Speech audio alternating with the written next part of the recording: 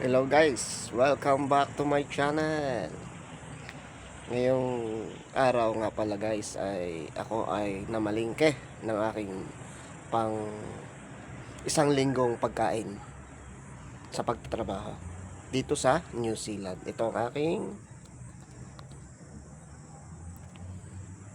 nabili. Tapos ito, dala ko ang aking sasakyan guys.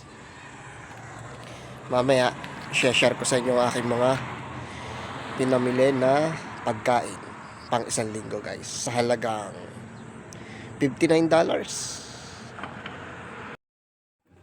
Ayan guys. So ngayon ay andito ako sa aking sasakyan. Tapos i-share ko sa inyo ang aking pinamili na pagkain pang isang linggo ng pagtatrabaho. I-share ko sa inyo.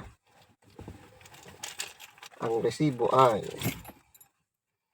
parang ito ang resibo. Ang dami naman itong fuel na yung pinaka-resibo. Ito pala.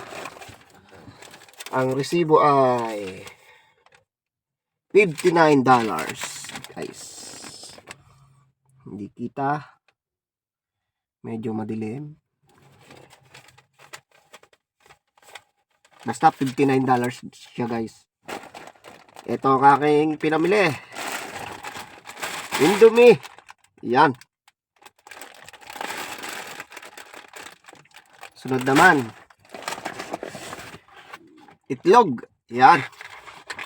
Pinamili ni Tito Batang.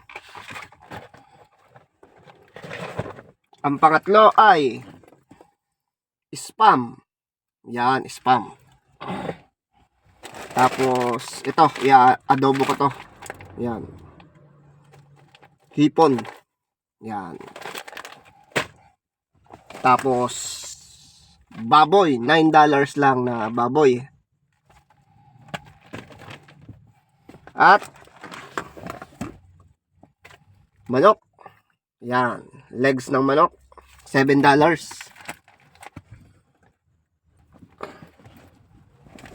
Tapos yan, oyster sauce,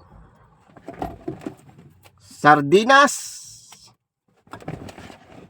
at last, soy sauce. Yan guys ang aking mga pinamili pang isang linggo. Pero may tira pa naman dito.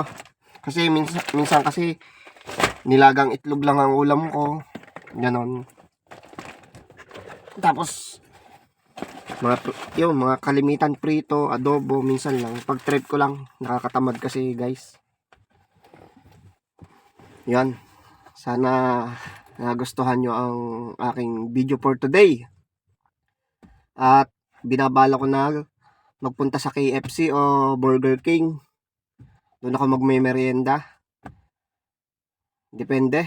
Pag sinipag, pag tinamad, sa bahay na lang.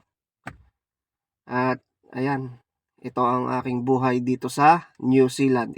Ito nga pala si Tito Batang, isang steel fixer at NBA cards collectors at Hot Wheels collectors dito sa New Zealand. At nag-upload din ako ng mga sari-sari kong video dito guys. Sana suportahan nyo. Tito Batang. Thanks po.